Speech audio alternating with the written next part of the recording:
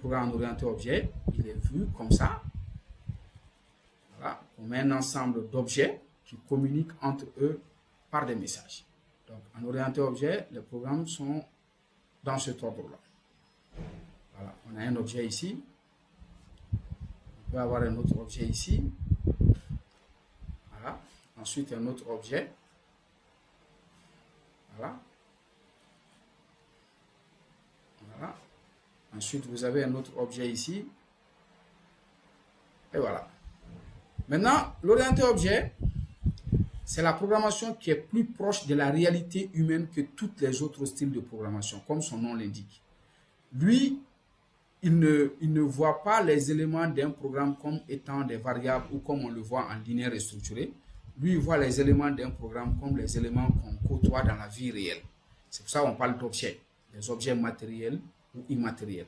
Par exemple, parmi les objets, on peut dire objet voiture, objet moto, objet personne, objet enseignant, objet médecin, objet patient, hein, ainsi de suite. Donc là, c'est une nouvelle façon de modéliser, de formaliser nos programmes, mais de manière à ce que la formalisation soit beaucoup plus proche de la réalité humaine. D'accord? Mais cette réalité humaine cache une décomposition jusqu'au niveau linéaire. Vous allez comprendre. Maintenant, nos objets sont composés de deux parties. Bon, je pense que... attendez. Je vais essayer de faire ça pour qu'on puisse voir ça correctement. Voilà. Nos objets sont composés de deux parties. Voilà. Voilà, deux parties. Une partie blanche et une partie bleue. On vous explique tout de suite. Chaque objet est composé de deux parties. Voilà. Chaque objet sera composé de deux parties. Non, c'est pas ça.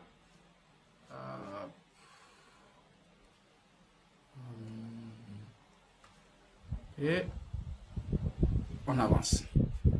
Voilà. Et voilà. La première partie, on va l'appeler, on revient à la partie linéaire, c'est toujours les données. La deuxième partie, comme je l'ai dit, on va toujours revenir au linéaire. Voilà. Cette fois-ci, ça c'est le traitement. Voilà. Tous les objets seront composés ainsi. Données, traitement, données, traitement, données, traitement, données, traitement. Maintenant, ces objets ont une particularité qui est extraordinaire, qui rend la programmation orientée objet amusant et compréhensible, c'est que ces objets communiquent. Ils se parlent entre eux. Ces objets vont parler entre eux. Ils vont s'envoyer des messages. Hein? Ils vont s'envoyer des messages. Les objets vont dire, voilà, toi fais ceci, toi fais cela. Donc, il y a interaction entre les objets. Donc, la programmation orientée objet dit qu'un programme est vu comme un ensemble d'objets qui communiquent entre eux par échange de messages. Donc déjà, ça c'est une première définition. On va dire que en orienté objet, qui est l'objet de notre cours, en orienté objet, deux points, un programme, voilà, est vu comme un ensemble d'objets, voilà, qui communiquent entre eux par échange de messages. Voilà. Et c'est le schéma que nous avons ici. Donc, dans la vie réelle, comme je l'ai dit, la programmation orientée objet est beaucoup plus proche de ce qui se passe dans la vie. Actuellement, vous êtes assis devant votre ordinateur. Donc, on va dire, en tant qu'humain, vous êtes un objet immatériel. Votre objet est un objet matériel. Donc, à supposer que ça, c'est vous, ça, c'est votre ordinateur. Donc, il y a échange d'informations entre vous et votre ordinateur. Actuellement, vous ne faites qu'écouter. Ça veut dire que votre ordinateur est en train de transmettre du son. Il est en train de vous envoyer quelque chose. Il est en train de vous envoyer une information. Maintenant, dès que vous prenez votre souris et que vous vous mettez à cliquer quelque part, donc, c'est en ce moment, c'est vous qui transmettez un message à votre ordinateur. Donc, l'interaction entre les objets de la vie réelle, c'est ce que la programmation orientée objet a pris comme modèle de développement des programmes.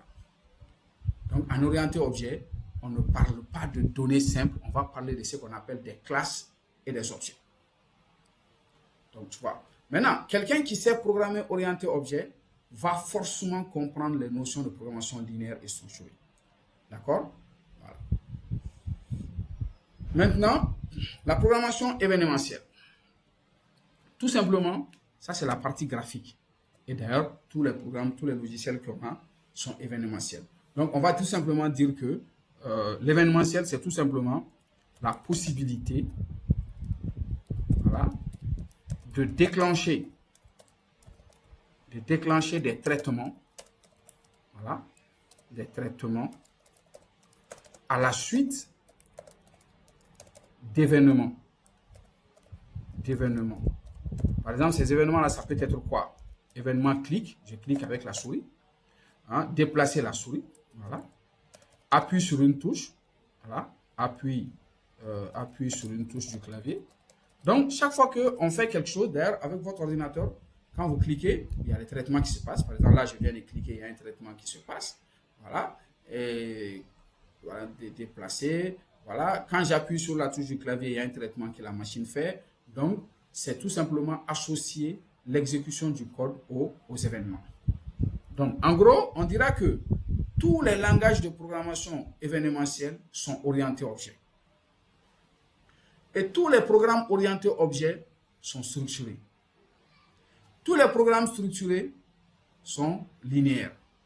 Donc, en gros, le tout va ensemble. Raison pour laquelle la première partie est vue dans le cours d'algorithmique et programmation. Et parallèlement, la deuxième partie, on le verra aussi dans la partie orientée objet. Et vers la fin, on va faire un peu de graphisme pour faire de l'événementiel. C'est compris? S'il n'y a pas de questions, on va avancer. Mais s'il y a des questions aussi, c'est le moment de les poser. Parce que là, maintenant, on va essayer de rentrer un peu dans le vif du sujet, en commençant déjà, en partant sur la plateforme déjà, en essayant de dérouler un peu notre support de cours.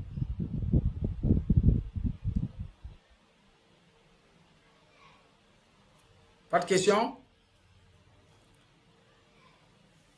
Un peu d'interactivité, ce serait bien. Bon, je sais que y a... Voilà. OK. Oui. Monsieur Damblé, Monsieur Doumbia?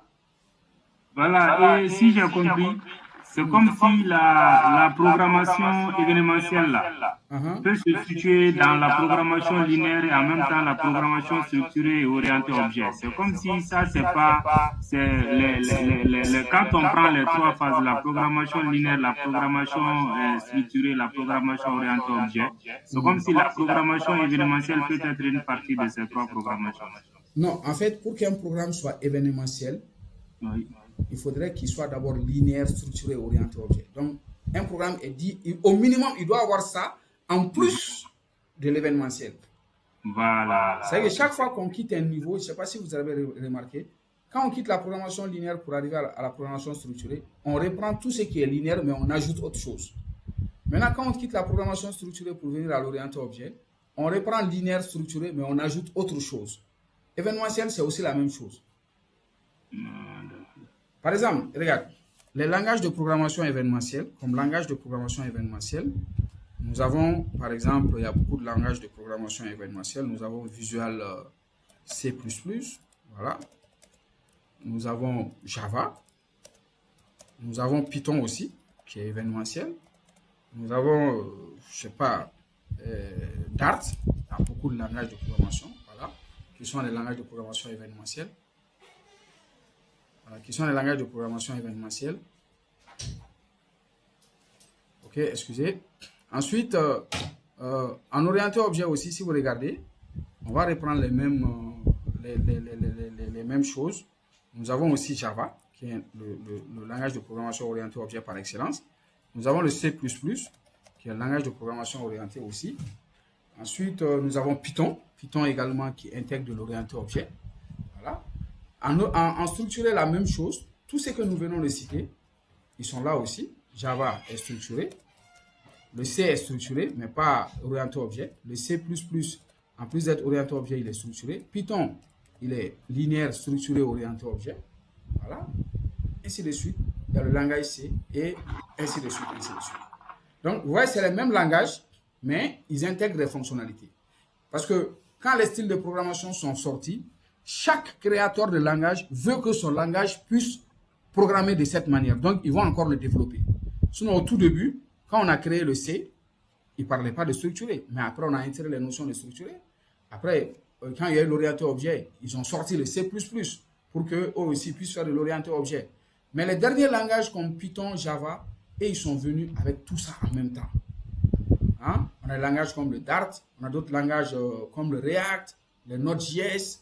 Il y a beaucoup de langages de programmation qui intègrent l'orienté objet et l'événementiel en même temps. On peut avancer? Ok, donc s'il n'y a pas de questions, s'il y a des questions, n'hésitez pas à m'arrêter. Donc maintenant, je vais arrêter le partage de mon écran Word. Déjà, ça c'était pour introduire, afin que vous puissiez vraiment savoir. Il y a quelqu'un qui a posé une question. Voilà, donc en tant que débutant, non, en tant que débutant, vous n'êtes pas, déjà on va faire linéaire et structuré, parce qu'il dit, sa question c'est, si je comprends bien, en tant que débutant, on doit forcément commencer par linéaire et structuré. Bon, normalement, pour un bachelier, on va d'abord lui faire la programmation linéaire et structurée, et ensuite on va lui faire la programmation orientée objet. Mais vous êtes dans une formation de niveau master. Donc, on suppose que vos esprits sont assez développés pour pouvoir faire les deux en même temps. D'accord? Pour pouvoir faire les deux en même temps. Donc, raison pour laquelle on les a programmés dans la même programmation. On peut apprendre les deux en même temps. C'est pas compliqué. On va y aller ensemble. Vous allez voir que, d'ailleurs, les cours là seront très complémentaires, mais seulement, c'est pas la même façon de faire. D'accord? Donc, on va faire le linéaire structuré dans le premier cours. Je pense que ça doit être le mardi. Et le jeudi, nous allons faire de l'orienté objet. Donc, les cours sont complémentaires. Mais on ne va pas programmer de la même manière. Mais vous allez voir qu'on va utiliser les mêmes outils. Hein? D'ailleurs, aujourd'hui, comme outil de programmation, il y a un outil universel qui a fait disparaître tous les autres outils qu'on appelle VS Code. D'accord? VS Code est l'outil qui permet d'écrire des programmes dans n'importe quel langage de programmation. Je vais vous écrire, d'ici la fin du cours, je vais vous écrire un programme orienté objet. Comme ça, vous allez voir un peu comment est-ce que tout ceci fonctionne. Maintenant, je reviens, je vais arrêter le partage de mon écran Word, parce que là, c'était tout simplement une petite introduction pour que vous arriviez au moins à situer ce que nous sommes en train de faire. Maintenant, je reviens sur la plateforme, voilà, sur le cours de la plateforme, voilà. Et là, maintenant, nous avons notre support de cours. On dit chapitre 1, introduction à Java. Pourquoi Java? On parle de programmation orientée objet, mais on dit Java. En fait, Java, c'est le seul et unique langage de programmation à la date d'aujourd'hui qui est 100% orienté objet. Il y a d'autres langages de programmation orientés objet, tels que le C++, d'accord, tels que le Python. Mais le Python, à la fois, il vous permet de faire du linéaire, du structuré et de l'orienté objet. Mais Java ne te permet que de faire de l'orienté objet. Java n'autorise personne à écrire un programme linéaire. Java ne t'autorise pas à écrire un programme structuré. Non. Java, tout de Java est orienté objet. Java, c'est le meilleur langage de programmation orienté objet. Et lui, il t'impose des contraintes pour t'obliger à respecter le principe de l'orienté objet. D'ailleurs, Java, c'est le langage qui a été fulgurant. Il y a même dans le développement mobile aujourd'hui. Quand vous prenez, par exemple, tout ce qui est Android, le système Android, à la base, le système Android a été développé par Java. Les applicants font du développement mobile. Si vous voulez développer un logiciel aujourd'hui pour Android, donc vous devez forcément connaître le langage Java. C'est vrai qu'il y a d'autres alternatives aujourd'hui pour faire de la programmation pour mobile, mais Java est le premier, reste encore dans la danse et pour toujours. Et Java, le langage Java, on le retrouve un peu partout. On le retrouve dans la programmation des voitures, par exemple. Dans vos voitures électroniques, les programmes qui gèrent les commandes, les tableaux de bord, tous ces programmes-là sont écrits en Java. C'est vrai qu'aujourd'hui, Python est en train de vraiment essayer de plomber Java, mais Java a encore une grande part de marché. OK? Maintenant, vous le retrouvez aussi même dans vos téléviseurs. Aujourd'hui,